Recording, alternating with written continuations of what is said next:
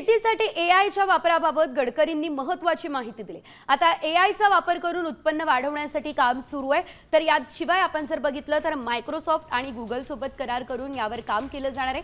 सॅटेलाइटच्या माध्यमातून शेतात लक्ष ठेवता येणार आहे अशी माहिती गडकरींनी दिली आहे।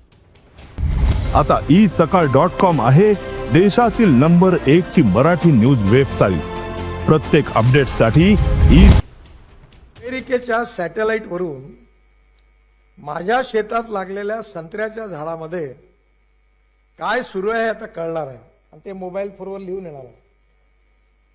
आणि त्याच्याकरता आपल्या प्रत्येकाच्या शेतामध्ये एकरी 8-10 हजार रुपये खर्च आहे।